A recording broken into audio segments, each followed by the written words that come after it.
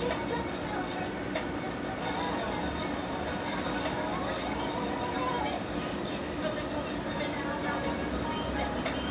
morning.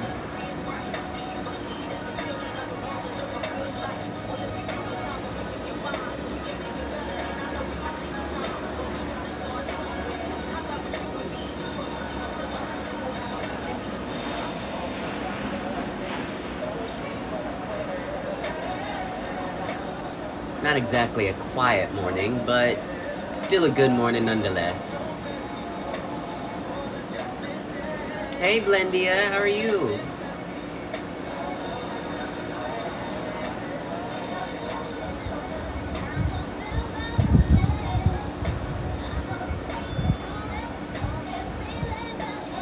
How you doing? I'm doing well. I am. Just sitting down having coffee, just enjoying the morning. And that's really it. I mean, there's no... say... There's no, yeah, there's really no topic to really talk about. I mean, unless you want to ask questions and stuff like that.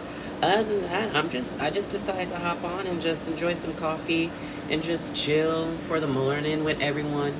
Just share the space with everyone for the moment.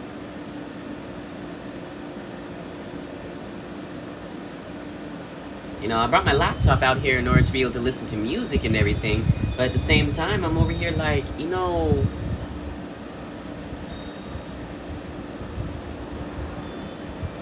It's like this morning does not need music. Just enjoy the sound of the wind and the wind chimes.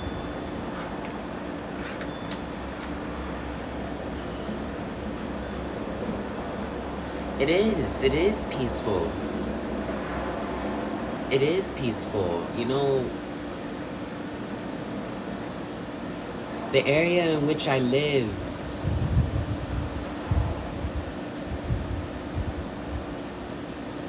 there's a lot of green around it.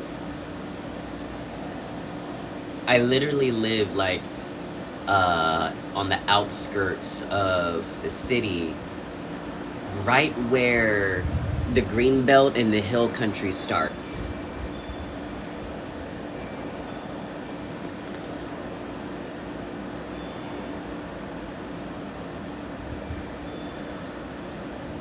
So, was lucky enough to find it. Good old southern morning when you can smell the sweetness in the air with the wind blows. Yes. Definitely for sure. Granted, summertime is around the corner, so you know what that means. I'm going to have to figure out how to be able to keep my place cool while at the same time managing the electric bill. You know how that goes. So you know what that means. I'm going to have to figure out how to be able to keep my place cool while at the same time managing the electric bill. You know how that goes.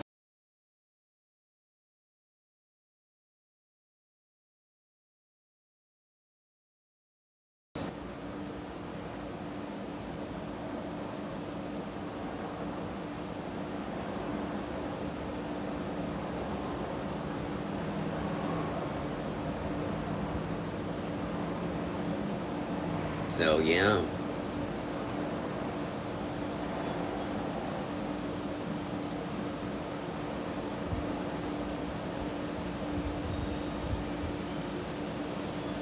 Yes, super hot. Especially in Texas. My goodness.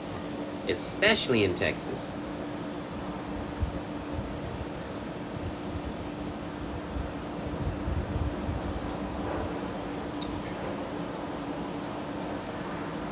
Hey, Jessica, how are you? How are you this morning? And you know what's funny is that I'm over here like, because I spent 8 years in Florida when I was a child. I spent 8 years in Florida. My summers were spent in Texas. A part of me kind of want, I'm not gonna say go back to Florida, but a part of me needs to go back and visit Florida because I have family in Florida. They're not blood related, but they're still family nonetheless. my Puerto Rican Cuban family that's in Florida. Still need to go. I need to go and make a visit and see them.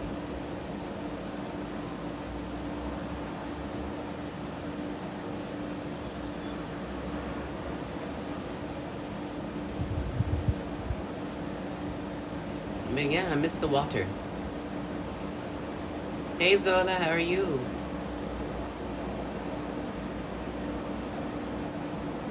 Miss being near the water.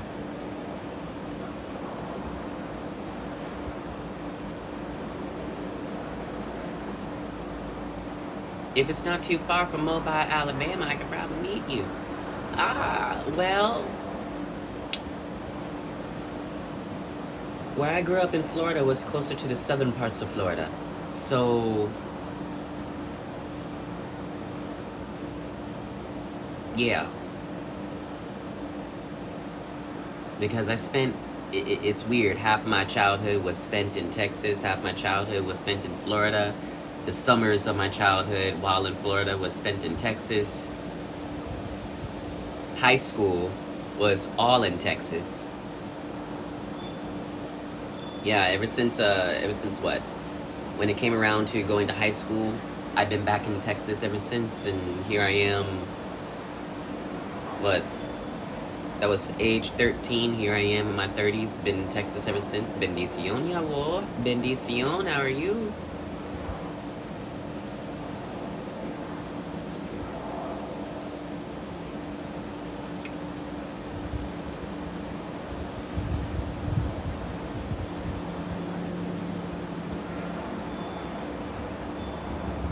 Goodness.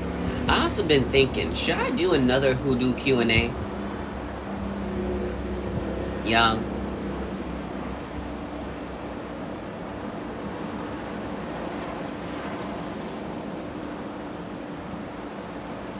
Okay. I could do another hoodoo Q&A.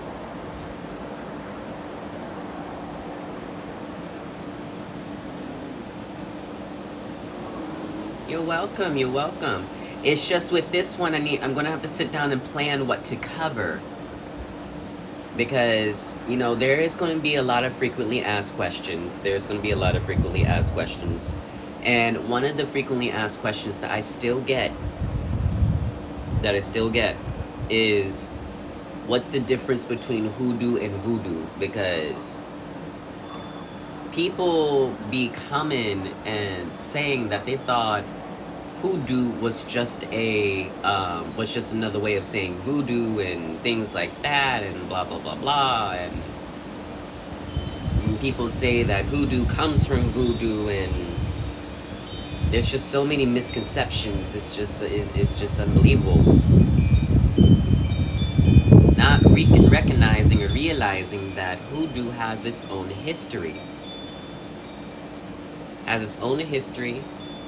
Has its own set of spirits and things like that. But to break it down into simplest terms,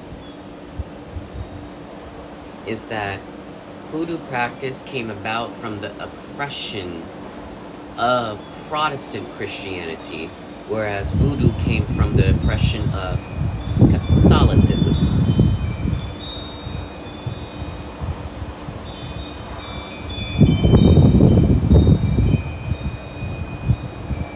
That's the biggest way to break it down. Now, because of the oppression between Protestant Christianity versus Catholicism, with Catholicism, there was a lot to work with to be able to hide things easier. Whereas with Protestant Christianity, everything had to be condensed and hid behind the context of the Bible and the church and Jesus only. We didn't have saints to be able to do that.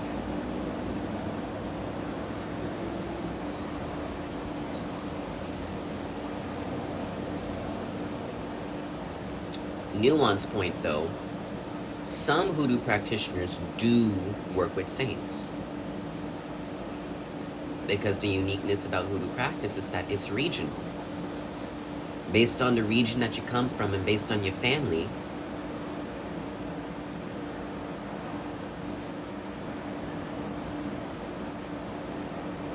how to say this in a way. Everyone's cookbook will have different recipes, but the general method on how we go about things and get things done will be similar or the exact same. That's basically it.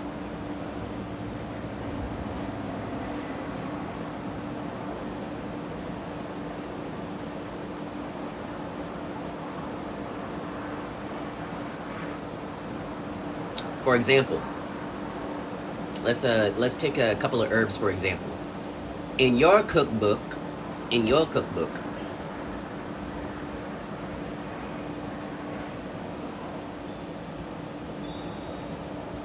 feeling the energy shifts with the solar flares. Ooh, let's not get into that one. Oh my goodness, because that's yeah. Let's take a couple of herbs for example. Depending on your region, let's say that your practice comes from Florida, deep in the South Florida. Because of what is available, you might use a herb called abracamino to remove obstacles and open the way. Okay? Whereas different areas of the South, you might use chicory to remove obstacles.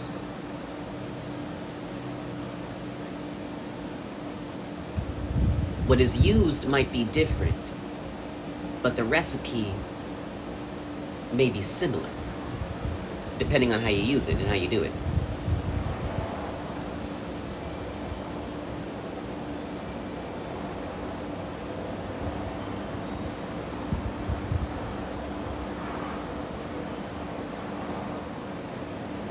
That's the reason why when it comes to hoodoo practice, even if you are a specialist and you know what's up, and you have a good understanding of how to do things and how to go about things, it's always good to have a community of like-minded people. That way you can be able to check in with them. Because eventually it does get to the point when it comes as your journey with hoodoo practice that you will learn everything as... You will learn as much as you can from your line. You will. Your ancestors are your greatest teachers. They're your greatest guides. They will teach you. Trust me, they will teach you.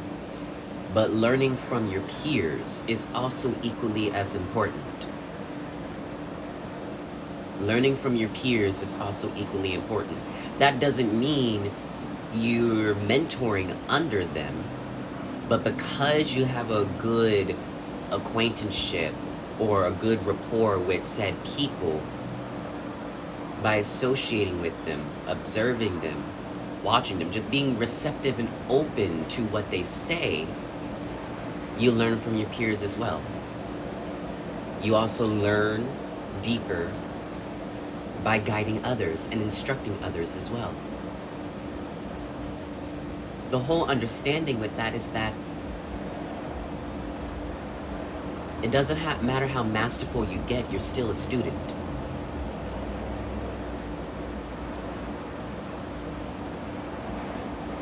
You're still a student and you're still learning. You will still be learning. These are lifetimes of information. Lifetimes of information.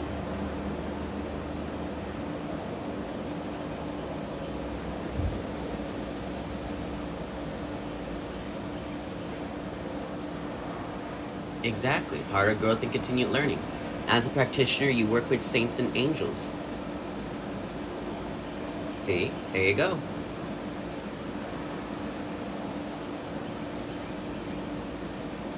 There you go. And what's funny about it, I actually had this conversation with one of my friends. One of my friends. He is an occultist. Whereas, if you know anything about what I do and me, I'm not an occultist. He works with angels and saints, but he works with them in a different way. He works with them through the occult lens. Whereas the way I do it or go about it, if I have to work with the angel or saint, is through what some people will call the folk way of doing it, which is through faith, petition, prayer. Whereas he does it the occult way, which is invocation, invocation, you know, seals, formula, summoning them. That's how he works with them. And the way, it's funny, we was having that conversation, and the way that, hey, bendición, love you too. The way that he described it was basically like, the occult way of doing it is the moment that you know their name and also know the different variations and iterations of their name, you basically have the key to walk into their house. You have the key to walk into their house and basically ask for what you want. Whereas the quote-unquote folk way of doing it, you're building a relationship over time and you're pleading your case. And through your dedication over time, they will look your way and hopefully answer your prayer.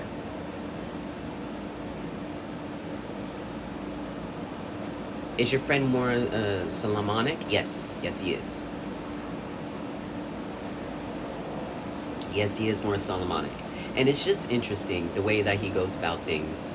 Him being an occultist, me not, and all that stuff. But there's always something that you can learn, you know?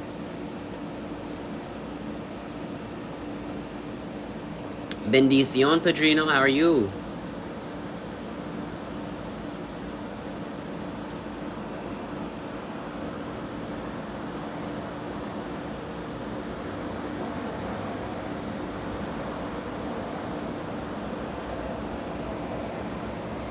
Afro, how do you feel about not being seen? Your true thoughts. I'm perfectly fine with it.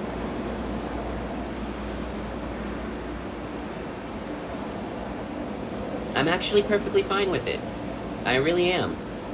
Being off screen has actually...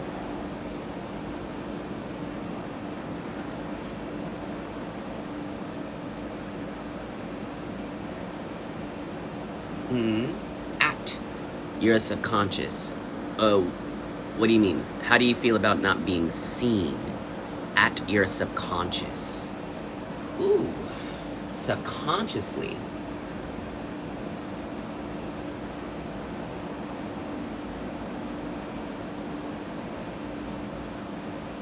I have to think about that one. How do I subconsciously feel about it?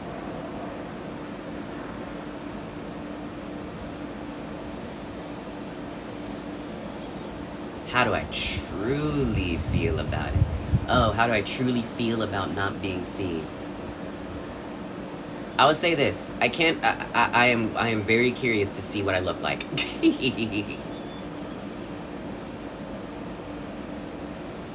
I kid you not. I am so curious to see what I look like. It's not that I dislike it or anything like that, or I'm raging against it. No, I'm curious. I'm curious. I haven't seen myself in months now, and I still have months to go.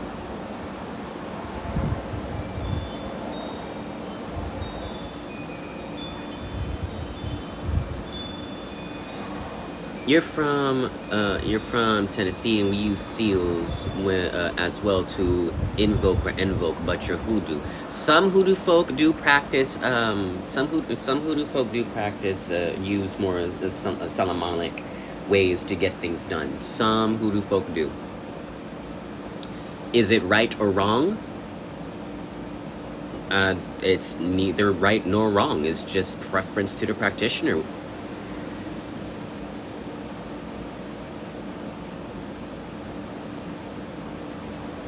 Yeah. And your look has changed a lot over the years.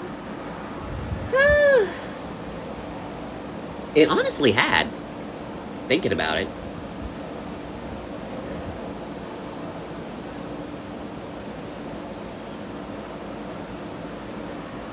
It honestly have.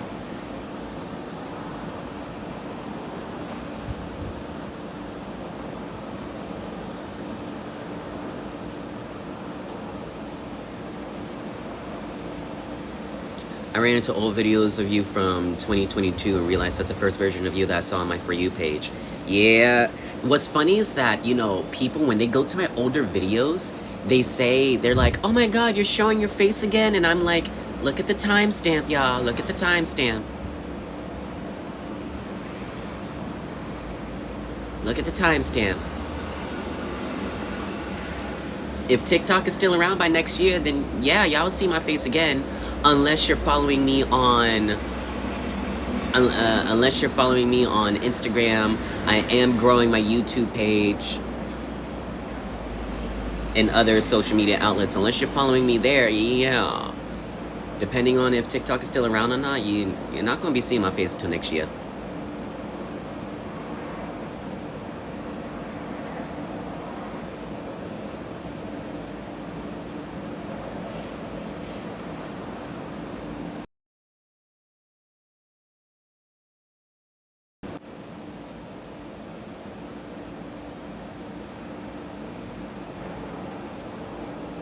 A lot of people thought that was my year in white back then because I was wearing a lot of white. That's the thing. I was wearing a lot of white. I was advised to, and people were getting confused until I had to make a video to tell them. I was like, listen, if it was my year, I wouldn't be out at night. I wouldn't be this. I wouldn't be doing this. I wouldn't be doing that. Like, come on now. You use your critical thinking. What's a prayer warrior? That's a good question. A prayer warrior, my dear, is someone who has the ability to basically be an intercessor. Prayer warrior, intercessor, those are two names that's used in the church. All right? Those are names that's used in church. It's simply someone who has the capacity to pray on someone else's behalf to create great change in a person's life based on the circumstances in which they're going through. That is it.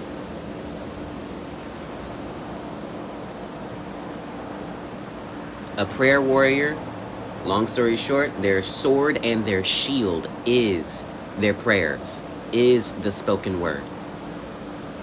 That's all it is.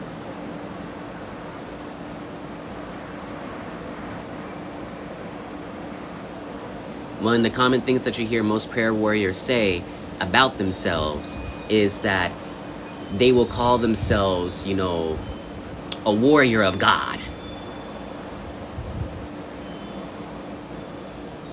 Most prayer warriors would be like, I am God's warrior. Watch me do, you know. And it's funny. It's so funny. But at the same time, it's one of those kind of things that's like, listen, depending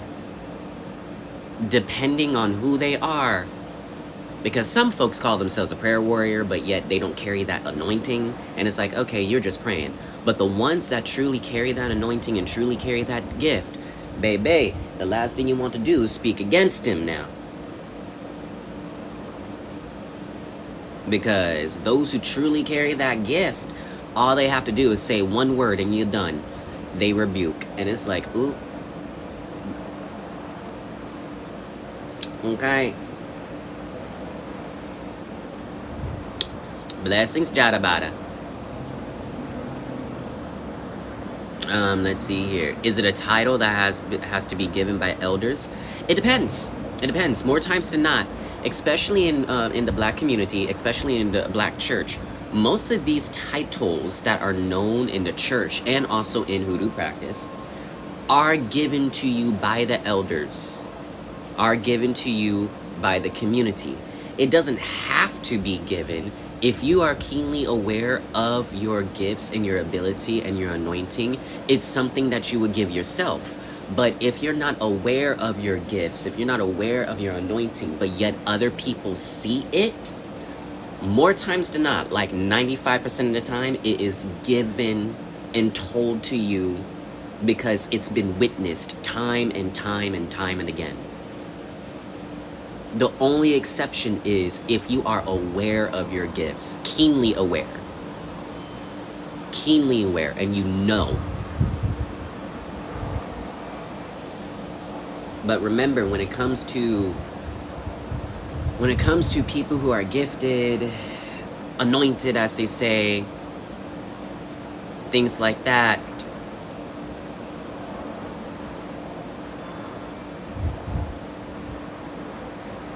It's based on the rapport of the community and the community bearing witness to what you're capable of. You know? So initiation isn't needed. Well, not 100% exactly. Because when it comes to initiations in hoodoo practice,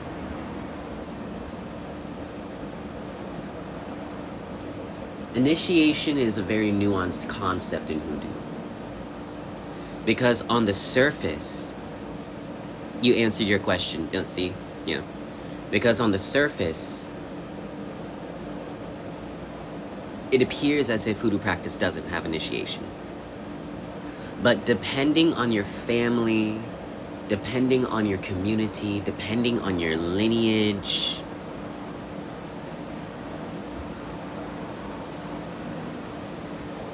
will decide the nature and form in which initiation happens. And initiation can happen in a variety of ways. Initiation for some hoodoo folk, they're born with a veil. They're born with a veil. For some hoodoo folk, that's the initiation. They were born with a veil. For some hoodoo folk, they were born dead. And they were touch and go when it comes to birth. Being that close to death was their initiation.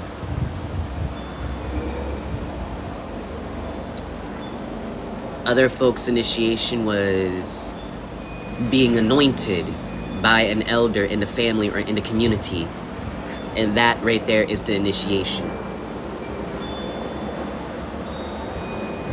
Other folk being traditionally baptized in the river, that was the initiation. Others who have the luxury of being taught by a living elder and them approving of your work and what you did, what you constructed, that is the initiation.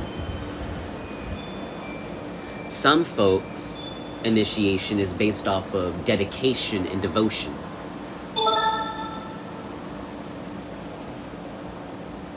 As in, after a time, after years of simply doing the same thing over and over again, being in veneration and deep prayer, eventually your folks will give you the go-ahead and be like, you have proven yourself. You've been initiated. You are now given the go-ahead to practice.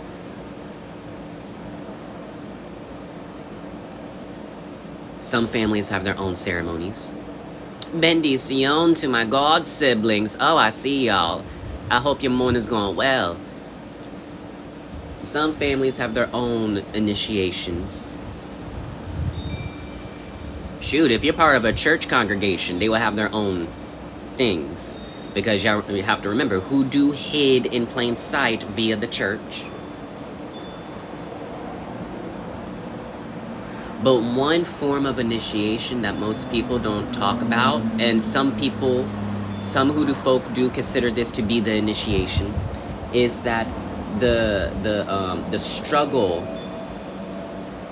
and the trials and tribulations of slavery and oppression of a people of African Americans in the United States South was the initiation. Some hoodoo folk consider that to be the initiation.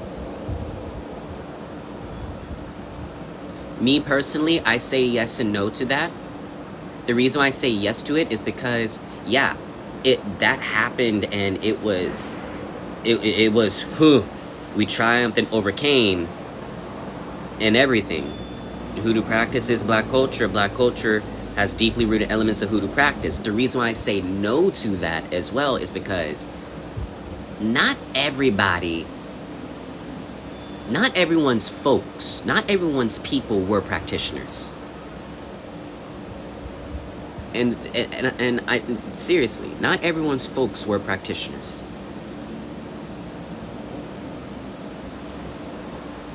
And I understand that for African Americans, hoodoo practice is enticing to a lot of folks because they want to connect in every single thing else. But this is where the portion of ancestral veneration is important. Getting to know your ancestors and your line and stuff is very important, because depending on the temperament of your folks and everything honestly decides if you're a practitioner of, if you could be a practitioner of hoodoo or not. Ancestral veneration comes before being a practitioner of hoodoo. Anyone can venerate their ancestors, but to be a practitioner of hoodoo, that's a completely different, a whole nother tier, a whole nother layer. Because some folks, they're you know, they be saying, oh, they come from this and that, and they come from practitioners and blah, blah, blah, blah, and this, that, and the other, not knowing their own personal history. And it's like, nah, baby, you don't come from practitioners. You actually come from folks that sold out to sold out their own people. And you trying to practice hoodoo, until you are able to elevate that one ancestor, it's gonna be a difficulty to practice hoodoo for you.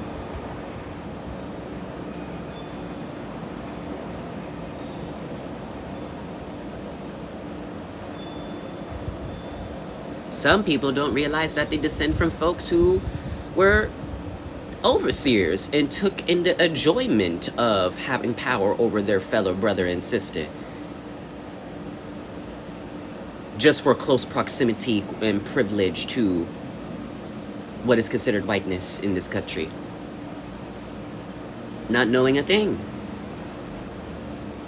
And yet they're wondering why they're struggling in their ancestor veneration and their practice. Because they haven't actually sat down to truly get to know their line. And yes, some people don't have much information, but over time, with ancestral veneration, with practicing it, with elevating the ancestors, you can alleviate all that and be the first hoodoo practitioner in your family. That's fine, but it's going to take work.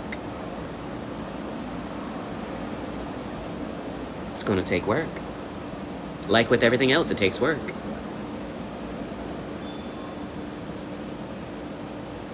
But at the same time, what most hoodoo practitioners don't consider, well, not most, some don't consider, is that though hoodoo practice was born out of necessity and survival here in the United States South, the wisdom and the knowledge comes before slavery and oppression. It do. At the end of the day, it do. The knowledge and the wisdom comes before slavery and oppression. Which says what? What our people went through was a travesty. What we're still dealing with as a result of it in today's time, yes, is a travesty. Honor our history. Honor our past. But we're also more than what we've been through.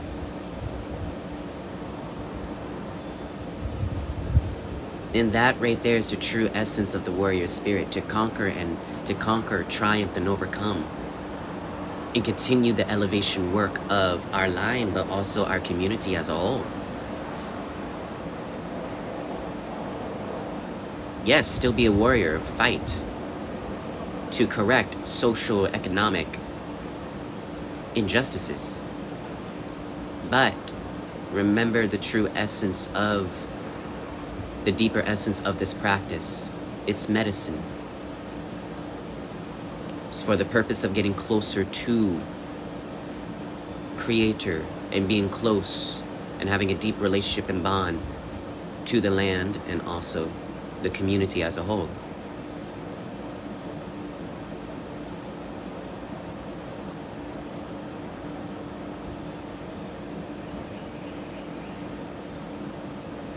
You know? If only you would remain silent, for that would be your wisdom. Ooh! Alright, Divine Mama Tarot. Dropping Bible verses.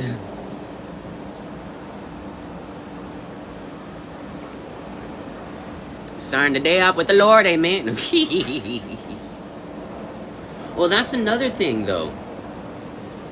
Looking at it all, that's another thing, that people that start in hoodoo practice, they come into hoodoo with this concept of they want to break away from Christianity and connect back to their roots, which is great. If that's what you feel that you want to do, that's great. But just because you want to break away from Christianity and go, for my fellow African Americans, just because you want to break away from Christianity and go into hoodoo and try to work it without, without the Christian iconography, without the Bible, without those things, it's like, honey, you're going about it all wrong. Because the history of the black church, for better and worse, and the Bible and hoodoo practice, baby, is intertwined. So when it comes to it, it's the understanding of how some people say decolonize Christianity. Reshape your understanding and your relationship with Creator. There's no such thing as bypassing in hoodoo practice. You have to work backwards. Which means, yes, you are going to have to communicate and understand the wisdom of the ancestors who may have been Christian. But as you understand that, over time, they will gently walk you backwards further and further and further to before your family was Christian. Before the oppression of Christianity, they will walk you backwards as you practice your veneration, because at the end of the day, using scripture, using Christian iconography, things like that, it's a method of communication that way your prayers are understood clearer by your ancestors. You do it to honor them, which in turn honors yourself, because you are your ancestors.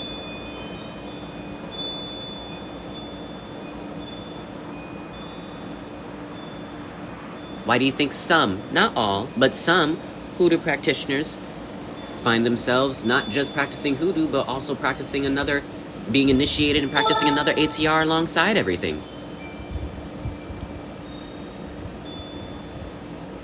But at the same time, this also has to be said. Hoodoo is enough, my loves. Hoodoo is enough. Because there are some people that come to hoodoo practice thinking it's a gateway to other ATRs, and that's not the case. Hoodoo is enough. Being a root worker, a conjurer, is enough by itself. The only reason why you see some hoodoo practitioners like myself being initiated into other ATRs is because that's what our ancestors, my personal ancestors, guided me to. That's simply it. It was for the well-roundedness of my spirituality. Not saying I wasn't well-rounded in hoodoo, but you know what I mean.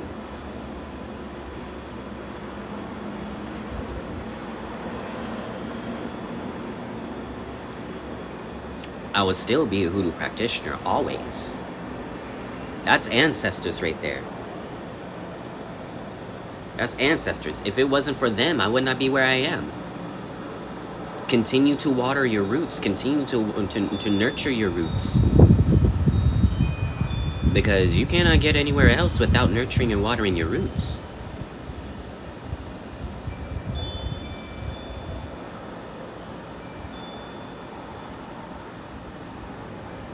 Well, as far as gateways, some folks stay on the milk their whole life because they can't digest the meat. Exactly.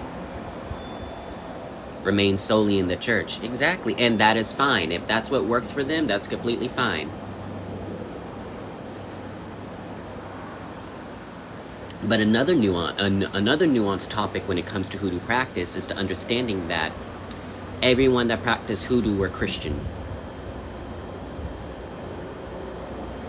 That's not the case. Some folks pretended to be Christian just to be able to hide in plain sight. But you cannot discount or discredit some of the folk who have Native American ancestry in their bloodline and were medicine folk. You cannot discount the people who were also Muslim, who were hoodoo practitioners.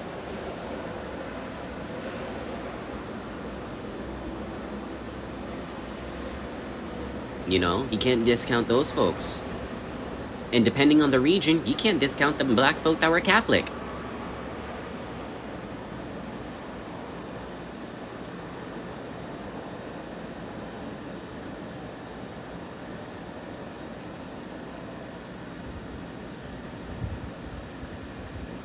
That's those are nuanced topics. Because a skilled hoodoo practitioner knows how to work with and without scripture. Skilled hoodoo practitioner knows how to work with and without scripture.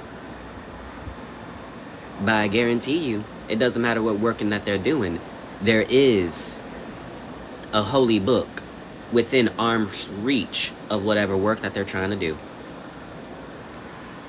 Why? Because of their immediate ancestors. Their ancestors.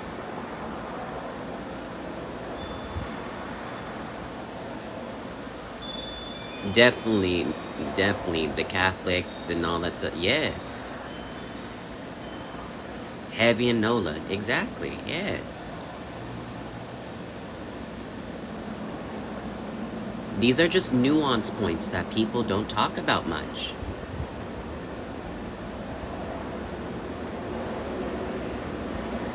Especially when it comes to folks that try to mix hoodoo practice with other practices. And it's like, no, you can't do that. No. Keep things separate now. Just because there are similarities and some cultural crossovers does not mean you get to mix it and incorporate it. Keep it separate.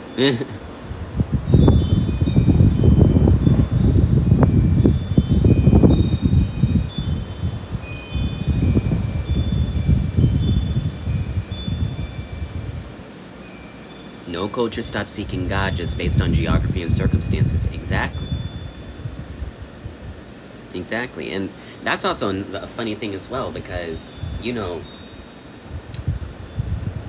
all these, the Christianity and Catholicism and all that stuff thinks that ATRs and African diasporic practices is devoid of God, devoid of an understanding of creator, a creator force. And it's like, no, we're not. What makes y'all think y'all have a capital on creator? You don't. We have an understanding of creator. We've been had an understanding of creator. Black people in the diaspora and before the transatlantic slave trade had an understanding of creator and a supreme creator force. We just called it a different name, and we worked with it, worshipped it, honored it, and venerated it differently. That doesn't make it wrong. That doesn't make it bad.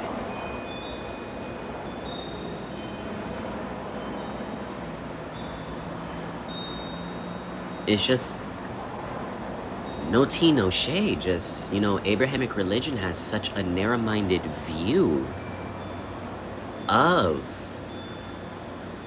the concept of God that they believe that if it's not done one certain way, then it's not done correctly.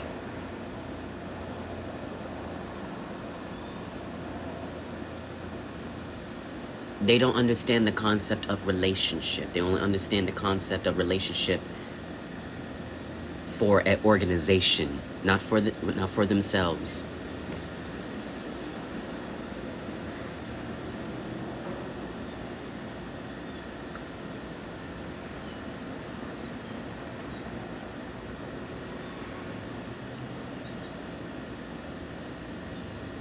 That's the reason why I tell folks whenever they come to me in sessions, I'm like, listen, Shape a deeper relationship with the God of your understanding.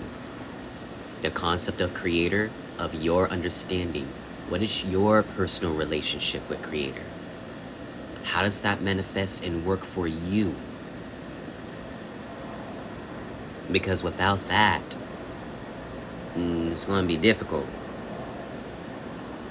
Without a working relationship with your ancestors and ancestral spirits, as in the spirits that walk with your ancestors, and that's going to be difficult. Without a working relationship with the land, with nature, things are going to be difficult. Without a working relationship with yourself, things will be difficult.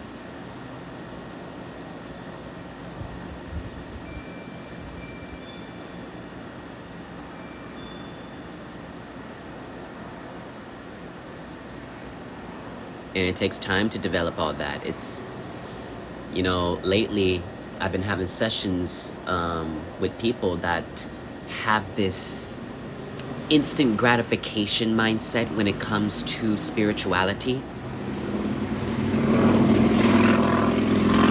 where they be like just a few months into their practice and they're wondering why things are not working. And it's like, well, baby, you only been practicing for a few months. You only been venerating for a few months. Of course things are not going to be hitting just yet. Unless you carry that natural affinity for it. Yeah. Of course, things won't hit right off the bat. You will see some things, but not to the depth in which you're looking for. It takes work. It takes time. For the average person, it takes 2 to 3 years. For the average person, it takes 2 to 3 years. Venerating the ancestors.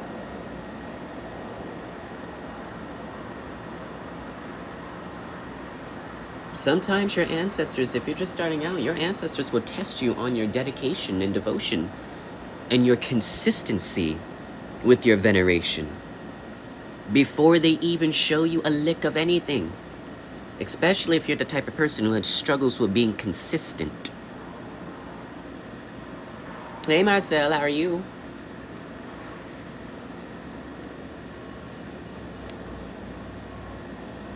Some people will say it sounds conditional, but it's not. It's just one of those things where it's like they're holding out their hand going like, what are you willing to give?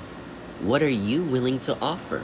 What are you willing to do and show and prove that you're capable of not only handling this, but also keeping up with it? Because for when the door is open, they're open.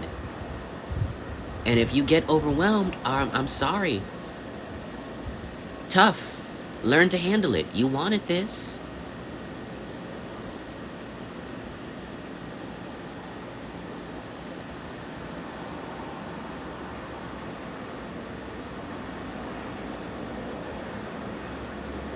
And consistency does not necessarily mean routine. Well, well, it depends on your concept of consistency. It depends on the temperament of your ancestors. Because what if consistency to your ancestors mean getting organized and being on a routine that keeps you organized to keep things flowing?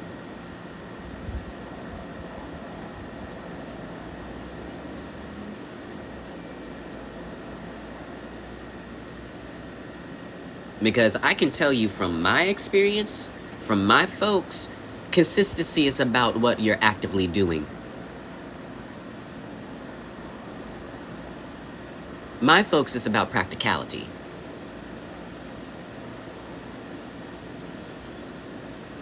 They will listen to everything that you say, but at the end of the day, they will literally turn around and ask me and ask others, that's nice, but what are you doing?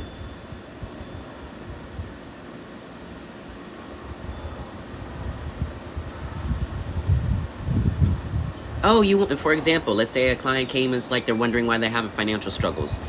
And it's like, oh, okay, that's nice. You want more money. What are you doing? What are you doing to be able to achieve it and get it? Oh, you're just sitting there expecting it to fall into your hands because you're praying and giving offerings? Yeah, no, that's not going to work. What are you doing? Are you sitting down and reflecting on how you treat money? Are you sitting down and reflecting on how to get more organized and proficient? If we give you the thing that you've been praying for and working towards, what then? What are you going to do after? What are you going to do to be able to set yourself up in the future? That way, once when the thing that is given and you have it, you don't end up in the same situation that you were again, and you have to come and ask us for this exact same thing all over again. What are you doing? What are you building? What are you cultivating to put yourself on a different footing in a different tier?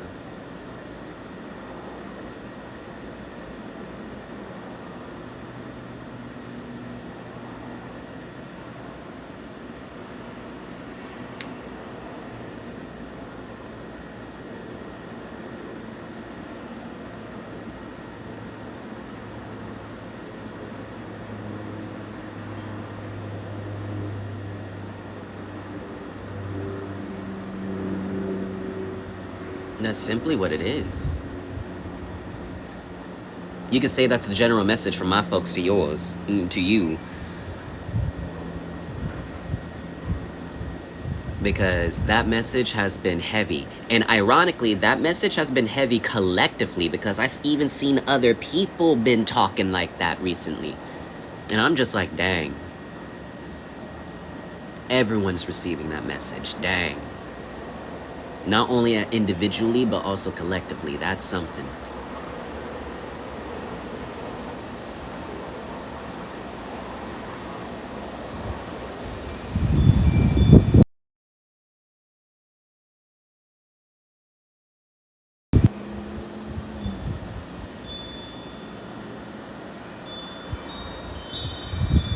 Can someone be initiated without knowing that they're being initiated? When it comes to closed practices, no. When it comes to closed practices, no. Hoodoo is more nuanced, but when it comes to the other closed practices, no. For example, there's no such thing as being initiated by Orisha. Being initiated by Orisha in your sleep or in your dreams. No. No such thing.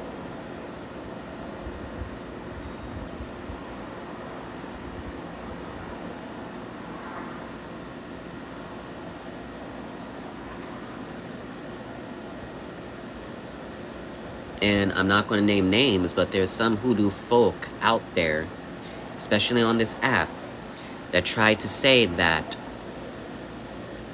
and I've seen them say it, that try to say that the Orisha that you're attracted to the most is the one that is for you, and that is on your head. And I'm like, side eye.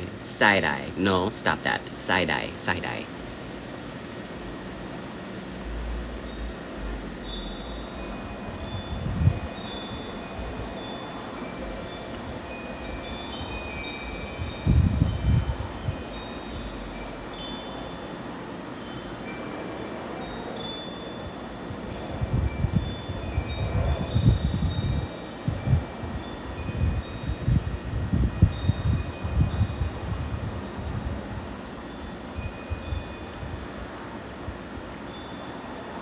But yes, I think, in all honesty, I think there is a shift going on with the ancestors as a collective.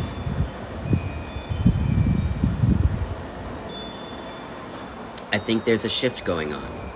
And the reason why I say that is because the fact that 3 days in a row it's been like, what are you doing? Versus, just, I'm not going to say crying about the same thing, but I'm just, for the lack of better words, I'm just going to say crying about the same thing.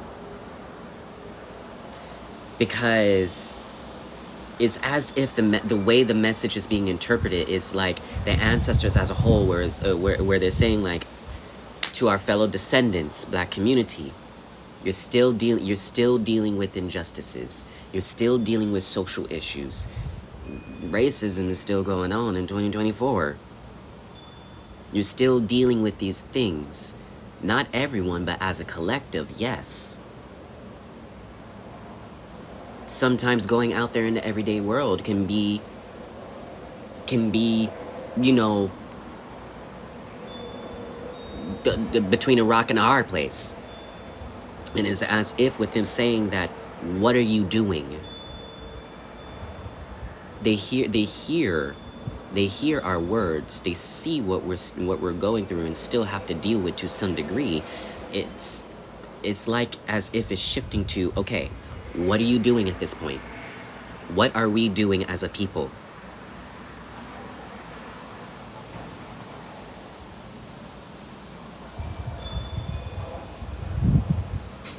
Are we focusing on elevation and elevating the community further? Or are we just going to keep pointing fingers, fighting amongst each other, this, that, and the other, blah, blah, blah, blah? And it's like, okay.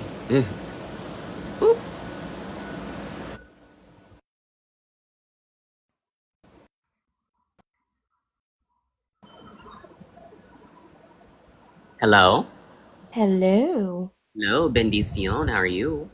Bendición. I'm doing well, and I love the energy and the flow that you're in today. It's very, very calm.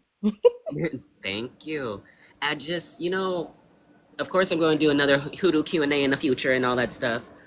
But it's like I wasn't expecting, the relaxing morning coffee to go this route and be like, listen, I'm just going to talk about what messages has been coming across the past 3 days, and it feels like a shift is going on in the community as a whole, and this is what they're saying, and it has me Right. taking a step back, going like, ooh, crap! Not only look at myself as an individual, but look at the Black community as a whole, and ask the question, they hear us, Well, they see us, and now they're like, all right, what are you doing? exactly. Well, first, before I get into that, because I want to comment on that, but your screen is black now. Ow, is it? It is. Well, dang, I see, things are moving on my end. No, it's not. Oh, maybe it's my end. I just see black. I can see the comments, but I Hmm. can't see anything else. Oh, no, it is. Yeah, it is frozen. Give me a second.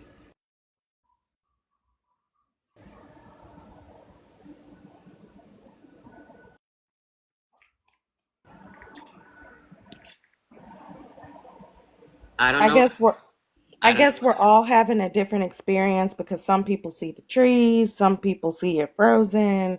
I just see black in the comments. As long as y'all don't see my face right now, we're good. No, Um, my screen is frozen, y'all. It truly is because the wind is blowing on the trees and the camera just has this still shot of the trees. So we're just gonna roll with it for the moment, okay? story time, story time. Listen, my ancestors were inviting me to come outside too because right before your live, I had like three knocks on the window where I'm sitting next to where I'm sitting, and nothing was out. And when I looked, there was a red bird right there on the ground See? and then flew up to the fence and sat there like, hey.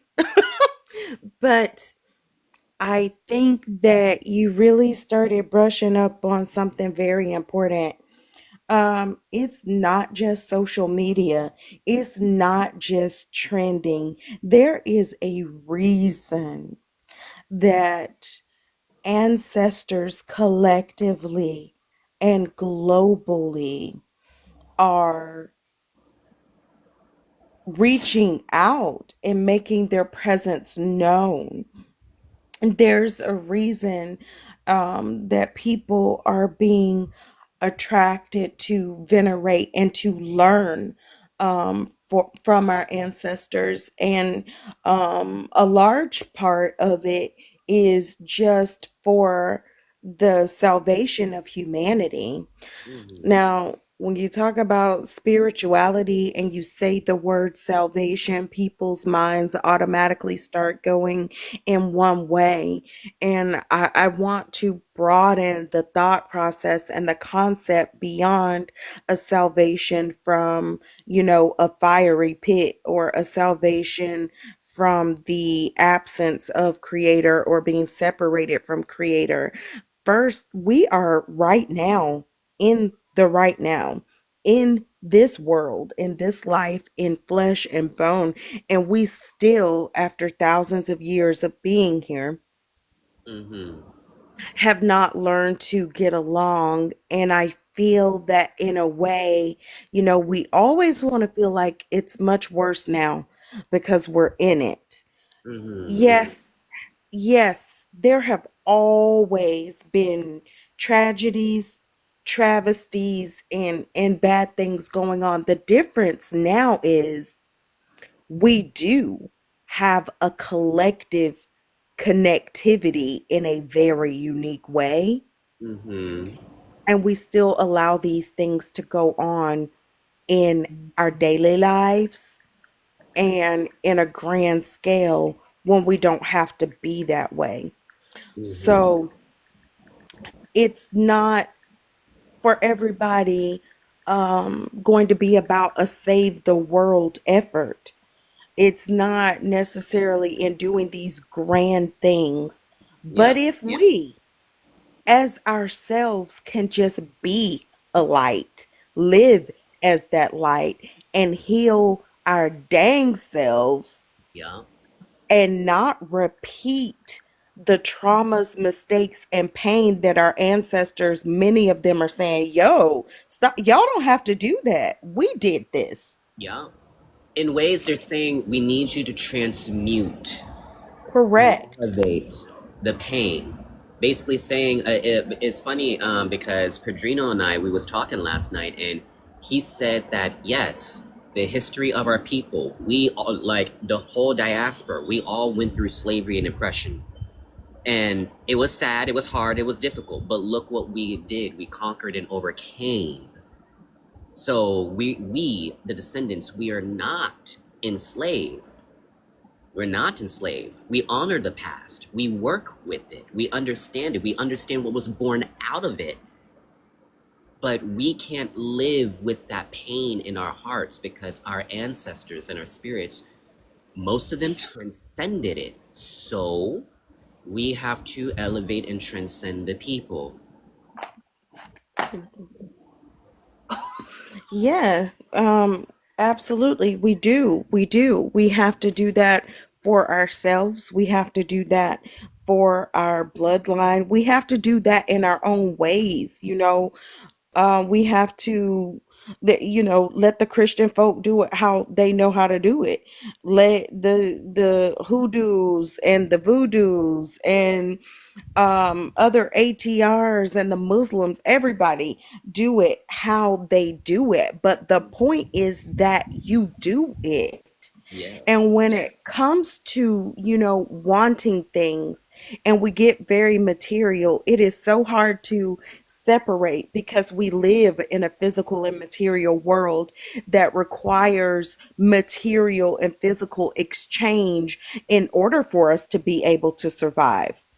Yeah. But our ancestors understand that.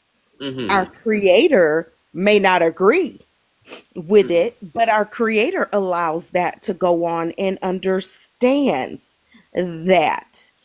But when you want to address they're very big things to us in the moment, but they're still small things. In they're comparison. still they're Mm-hmm. still small things. But when you want to talk about those things, the things that we don't want to look at is like what you were saying. How are you taking care of what you have now? We have the ability to go sit in front of an altar, go sit in front of a orisha, go sit in the middle of nature and give and pray and ask and dance. And then we come home and we throw our clothes on the floor.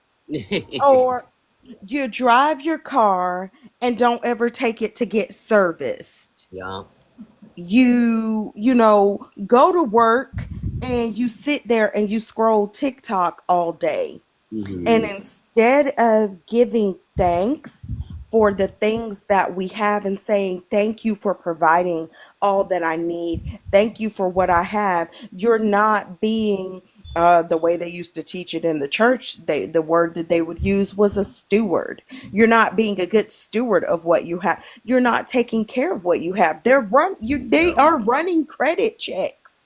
If I give this to you, not only what are you going to do with it, what are you going to use it for, but how do you take care of what you have now? If you can't take care of, Mm.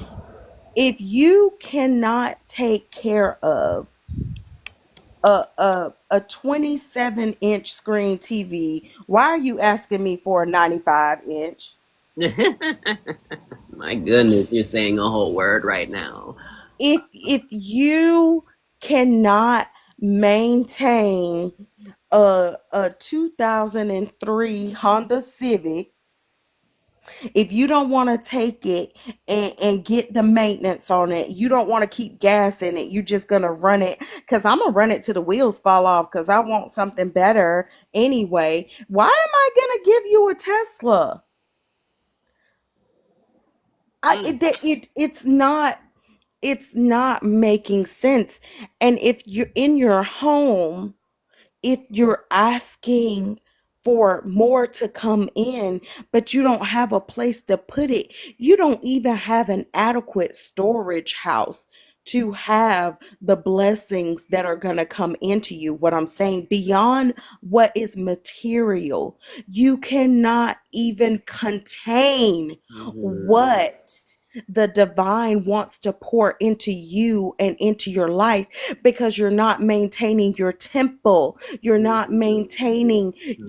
you're not having consistency in your prayer. You don't know how to pray. You don't even know how to meditate. You're still asking people how to pray, how to Divine. meditate, and you Divine. don't know how to do that. You don't know how to wash your ass to Oh, stay spiritually cleansed, and you want to have all this elevation and all this power, and you don't even know what to do, how to speak, how to walk, how to clean, how to maintain. You got to take the babies. You have to. baby, it's Friday. What? When did it turn into Sunday?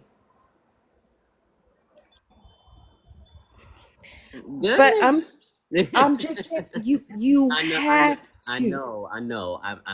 I'm just like we went from concept to real talk to Sunday church service, and it's only Friday. People trying And to get well, off of work. right. And we had kind of not a similar topic conversation, but a similar medicinally Yes, conversation yes, yesterday.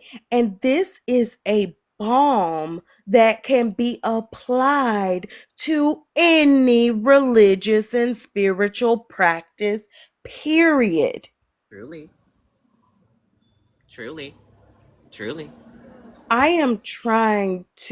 am giving these gems and these seeds to help you to grow, Mm-hmm. because we have to do this.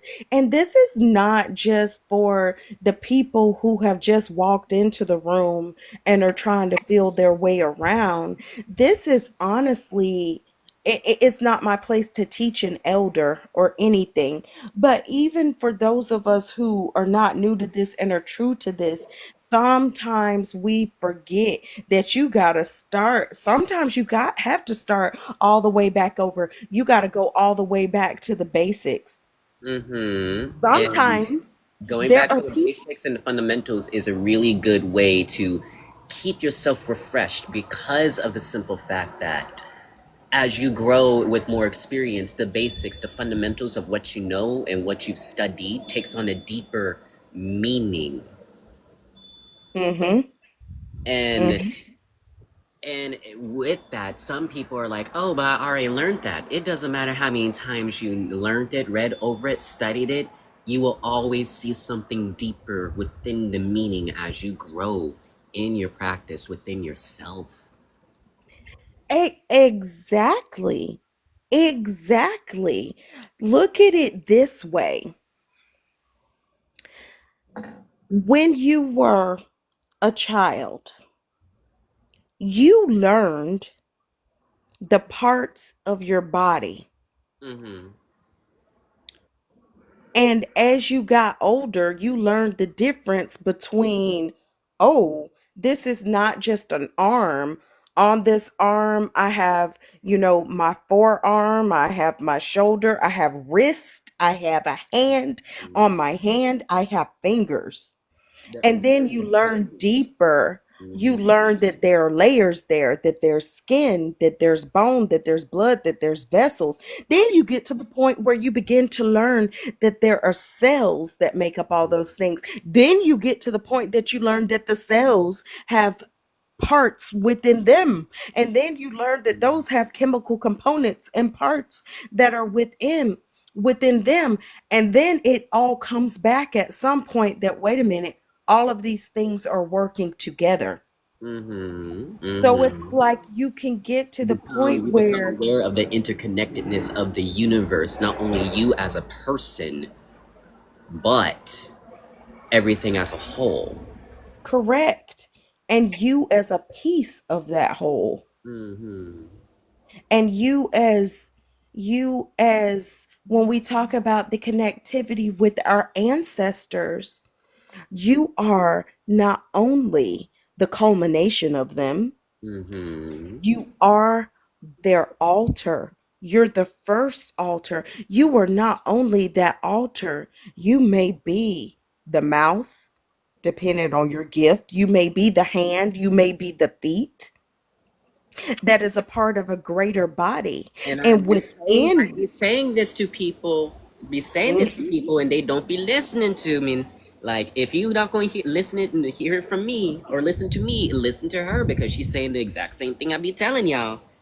Come on. yes, and you're part of that body, and that body is your community.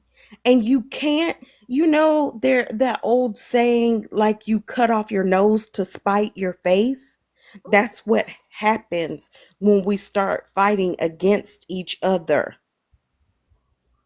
Another way to put it, y'all, if y'all have not researched or heard of the crab bucket mentality, as in, Yes. for those who don't know, the crab bucket mentality, when you put a crab in the bucket, in a bucket, the crab knows how to be able to get out of that bucket. Yes. But when you put a group of crabs in the bucket, you would think that by climbing on top of each other, because there's a lot of crabs, they will eventually tip the bucket over, they will get out the bucket, and they will be liberated. But that's not the case with a bucket of crabs. Because when one tries to get high enough to get out, for some reason, a crab below will always grab them and pull them back down into the bucket. And Mm-hmm. some folks, some sociologists, and I mean, I'm sorry to say sociologists because as we know, sociology was just created by the, well, you know who for the, yeah. Yes. Some sociologists say that mentality is what goes on in the black community. And Mm-hmm. as much as I want to say ill no, because sociology, I don't like the fact that a palm colored person tried to basically throw a blanket statement over the black community. But when you see our community, it's like, dang. But it's sadly true, though. And here's the thing, we can begin the conversation and we acknowledge it. And there's even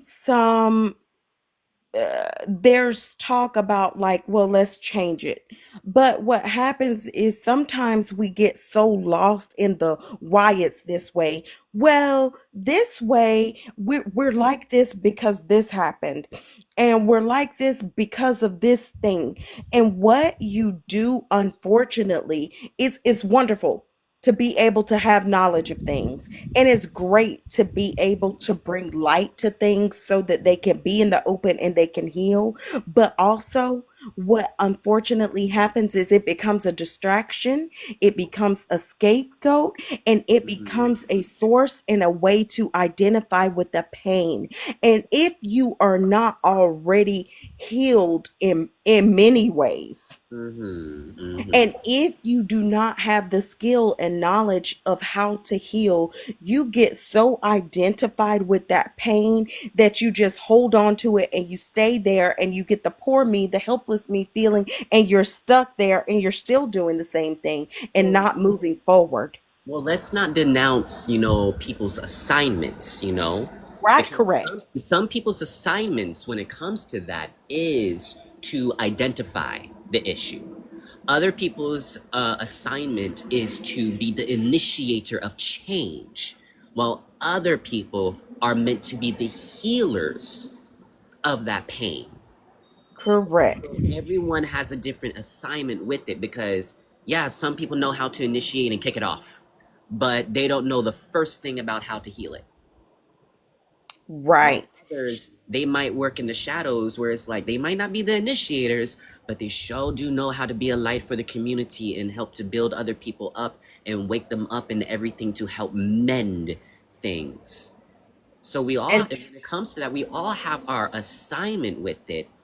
And the first step is to understand what is our assignment, what is our role in the great, you if you want to call elevation, not the great migration, but the great elevation of the community when it comes to that. What is your role in the overall process? and that is beautiful. We were talking about this earlier in the week. We brought it up in a different live, and that's where the microscope comes back out, right? That's where we zoom back out and we realize that we are part of this whole. We have different assignments, we're different pieces, but also recognizing that one, not everybody knows their role, assignment, or portion, and two, every single person, even that does know their role, assignment, and portion, is at a different stage and phase of their development within that. If we go back to the body part analogy, it's like if you're a blood cell, you got all different kind of blood cells. You got red, you got white, you got platelets in there, and then even within those, you got some that are mature, some that are old, and some that are immature and newly born.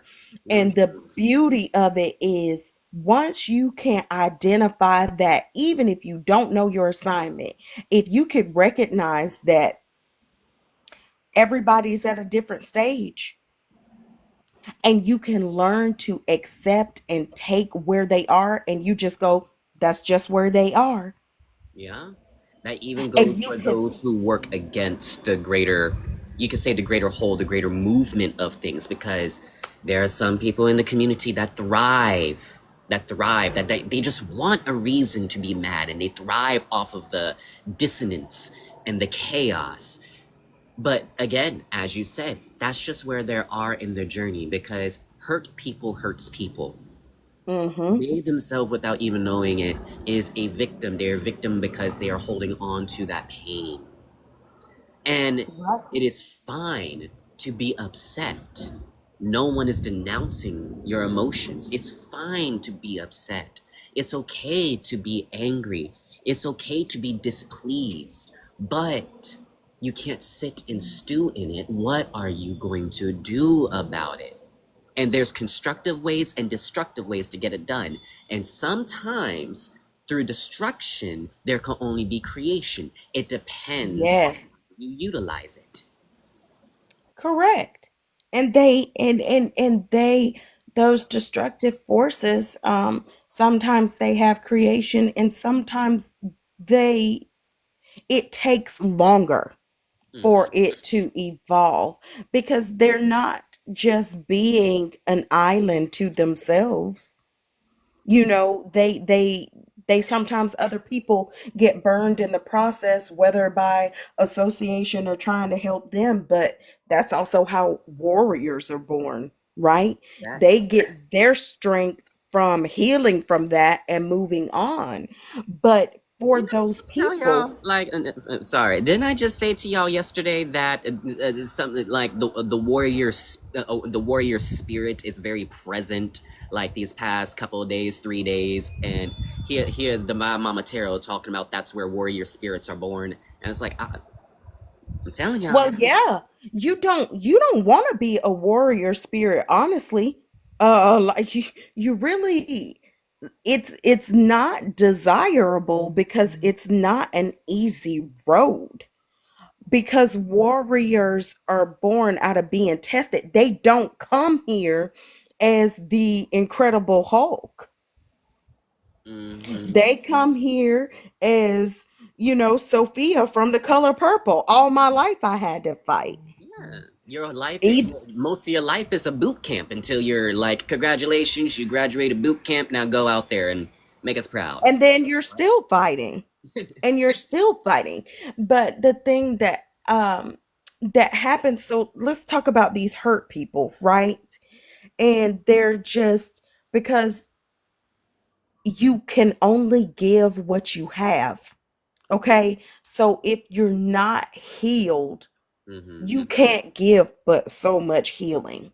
You're Yeah. really going to spew out more destruction. Or another way they it said is you'll know a tree by its fruit. So hmm I'm thinking about today But about volcanoes, right? that doesn't that put you in survival mode? For most people who have that warrior spirit, yes, it does put them in a survival mode.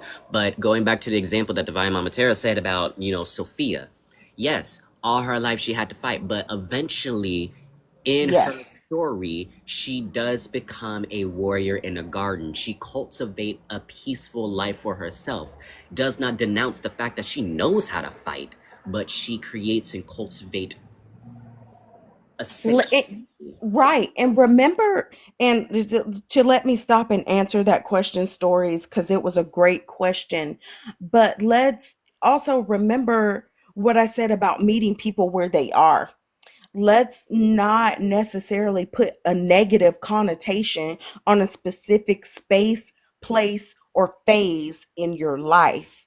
Mhm, Survival mode is hella effective and mhm, it is great for what it is designed to do. It absolutely achieves the purpose of allowing an individual to get up, carry on, and go through the motions in unspeakable and unthinkable circumstances and situations. However, the thing is, the goal is not to be in that mode. mhm, It takes years, mhm, years of being in consistent safety. mhm. And now, collectively, ancestrally, with all the messages that everyone has been receiving, we are now Right, at a point to where we're in that transition phase where you can say the ancestors are like, all right, enough surviving. Where are you going to tip it to thriving? Because we're right. in between that precipice where we're just teetering between, are we surviving or are we thriving? Are we surviving? Are we thriving? Which one? Pick a side. Pick one. Preferably tip it to thrive.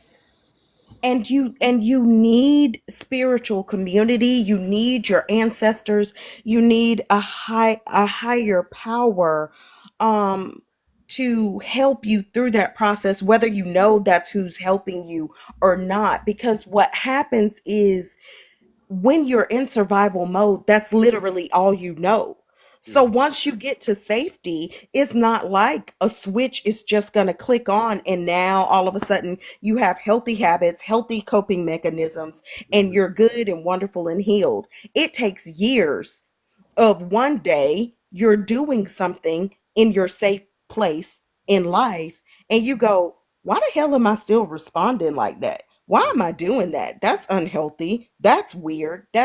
mhm, Unfortunately, sometimes it takes seeing it in your children, your grandchildren, your partner, your wherever. And mhm. you slowly unpack those things until you're not doing that anymore. But There you go. what I was gonna say a moment ago is, I've been thinking about like volcanoes, right? Uh-huh. So we're talking about destructive people, those people that are just in hurt, full of hurt, and they don't know how to get out of it. You know, when a volcano erupts and it spews out Mm-hmm. volcanic ash and Mm-hmm. it spews out lava and it snuffs out every bit of oxygen in the air, so that if you're so close to it you will just suffocate to death, or the air is so hot it would just burn and incinerate you. It's really like an atomic bomb at that point. So much unbelievable destruction. Mm-hmm. But after a time, where this volcanic ash has landed, where the lava has landed and cooled, we Mm-hmm. know that it develops islands. But what I want you to know about that soil, the soil that develops there is so densely packed with nutrients. It Turtle. it is extremely fertile. It gives birth to jungles, not just regular flora, not just like there's land here, you can live here. It gives birth to absolute flourishing, lush green jungles and grass that is softer and more green than you can even imagine. So Mm-hmm. Imagine sometimes, the fruits and the food grown in volcanic soil. My goodness. right, right. And even the aquifers, the water supply that becomes accessible, that may not have previously been accessible before the earthquake and the eruption that came, that are springing from deep in the Mm-hmm. earth. It's good stuff under there, but it takes years. Yeah. Why do people realize that they're somewhat addicted to trauma? They have a hard time letting go of the things that hurt them the most. And that's when I say that's part of the journey, it's part of the journey and part of the process. Depending on who you are, you may struggle with your trauma for like a short time or a long time, depending on the gravity, depending on the impact, depending on how deep that wound is. And Mhm. sometimes even after going through it and healing it up, you may have reoccurrences of where that wound opens up just a little bit because there was something a little deeper that was up under that scar that was still affecting you, that needs to come up and out. Remember, when it comes to healing, true healing, for some things have to get just slightly worse so it can truly heal up and over and be done with it. Think of And trauma as like when you go through trauma, you come out of it and everything. Okay, it creates a scar, but honey, there's an infection up under that scar, and you don't even know it. So something has to come along to cut open and reopen up that scar, so you can see it bleed out and be like, "Oh, the yeah, infection is coming spiritual. out. I didn't realize that there was an infection." Yeah, spiritual debridement. And Aisha, like Kitty says, the pain that's familiar to them. So think of it this way. I'm gonna give you a few different examples. One, it gets embedded in your DNA and it affects your brain. You have pathways, neuro pathways that are connected in your brain. When one thing happens, this thing happens. Your brain has done that to survive. You have to be able to recognize patterns to even be able to know how to walk around without constantly stubbing your toe, like you just Mm-hmm. do. So these neuro pathways that are in your brain are comfortable to you because you know what they are.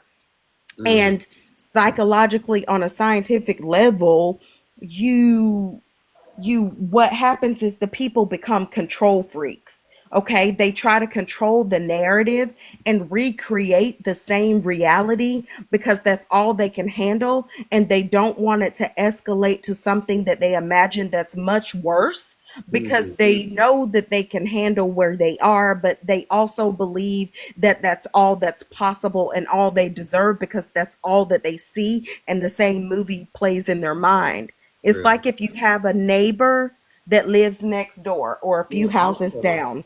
It's not only It, that, but some people also subconsciously recreate the scenario on a subconscious level physically because in some way their body and their subconscious is trying to understand why said situation happened the way it did. For example, let's take people who are victims of SA. Sometimes depending on the person, it will either go one way to where they're hyposexual, as in they're just traumatized by the idea of intimacy. Some folks will go the other way and become hypersexual, not realizing that in various ways they interact sexually similar to the scenario of being SA'd. mm-hmm. And it is merely their body trying to understand the pain and their subconscious trying to understand in various ways, putting themselves in intimate situations that's supposed to be loving when they willingly go into intimate situations, recreating in various ways that scenario. They kind of, the brain is seeking out to do a few things. It wants to resolve it, but it doesn't know how. So Exactly. either it's going to completely avoid the situation, or it's going to put you into a level of insanity where you recreate the situation seeking a better outcome. Meaning you're going to do very similar things and try to force it into being a loving response, or your brain has already switched to a point where it's told you that that's who you are, where you are, and what you deserve, but you still try to get some loving out of it. And it can go beyond SA, it can go into unhealthy relationships, it can go into rejection, it can go into the whatever happens with people's parents if they didn't feel loved, Mm-hmm. um Mm-hmm. so that they can recreate that, so they will, what's the word I'm looking for, this is where you see the people that get partners that are already broken and messed up, Yep. but in their mind they're going, if I can fix that thing that was wrong with my mama, my daddy, my uncle, or the person that did this to me, if I can fix it in them Mm-hmm. and I Mm-hmm. can get love from them, then I'm worthy of love, and I have healed that in the person that I loved that was messed up. Bingo. So it's the brain still being stuck in survival mode. It's the brain holding on to the pain and constantly trying to fix or avoid it, but it doesn't know how. Mm-hmm. Oh my goodness. We may have to do a part two of this live and everything because and the reason why I say that is because my schedule is starting to become, yeah, I have sessions today. So I am gonna have to hop off and all that stuff. But we're definitely gonna have to continue this conversation. Um if things work out, I might be on tonight and just be like, invite you back on up, and we just continue this conversation after I get done cooking dinner and all that stuff. Because, whoo, this Yeah, is a it's a lot to unpack. it is a lot It's to a unpack. lot. It is a lot to unpack. And I feel that this is good because, it's morning. Most people are not on, but definitely a lot of people will be on later tonight. It's just I need to figure out how to word the topic for the live and everything. Goodness, I may even just call it real talk. Real talk. Real talk, or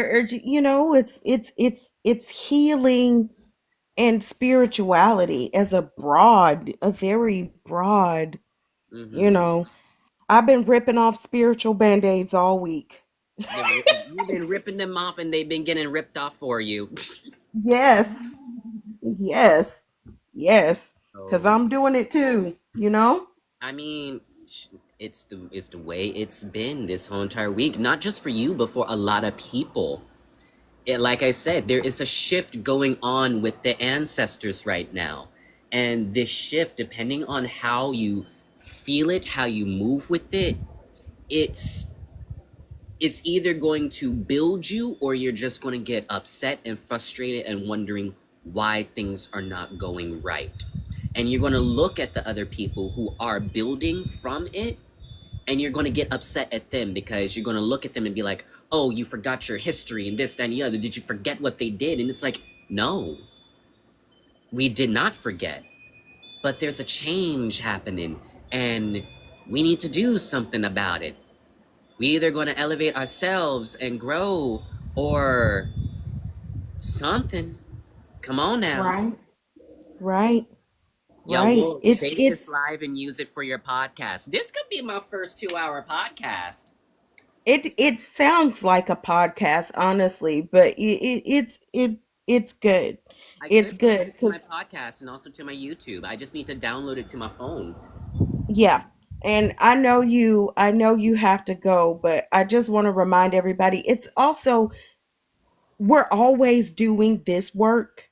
It's always going to come around. It's always going to happen, but be mindful of the Mhm. season that it is also. This is spring, almost summer now. Things are growing and bursting into life in full bloom. You are growing. The symptoms and what you're going through is spiritual ascension. And look at that. The trees just came back on full brightness. For a word. That's it. That's it. Yeah, I mean, I was only responding to Goddess and everything because she said I would chop it into 45-minute intervals for engagement purposes, and I'm just like I will have to figure out the cutoff points, and then the trees come back. I'm like, there it is. The pregnancies Yahweh foretold. Mm, might Mm-hmm. be it. Might be it. Who knows? Hey, it might be because for several weeks, and I haven't had them in about a week or maybe two. I was having phantom baby kicks all the time. Like it was getting ridiculous, and I'm like, what is this? What is happening? See, Anyhow, ask the trees. Well, for though when it comes to hoodoo practice, when it comes to trees, the roots of the tree is symbolic of an outdoor altar and shrine to the ancestors. So yes. praying at the roots of a tree, especially a mother tree. Certain types of trees are conduits to the ancestors. They really are. But go to a tree, do your prayers at the roots of the tree, give your offerings to the roots of the tree, pour your libations at the roots of the tree. Symbolic direct communication to the ancestors out in nature itself. So when you say ask the trees, it's just another way of saying ask the ancestors. Go No sit up under coincidences. an oak or a willow. Yes. Go sit up under oak or a willow? Of All course. right. Yes, and just let it have a conversation with you. There you go. But anyway, y'all, thank y'all for joining us. Thank you, Divine Mama, for being up here with me for this engaging discussion. Well, for sure. I mean, in a way, in a loose way, it's almost as if like I interviewed you on a like,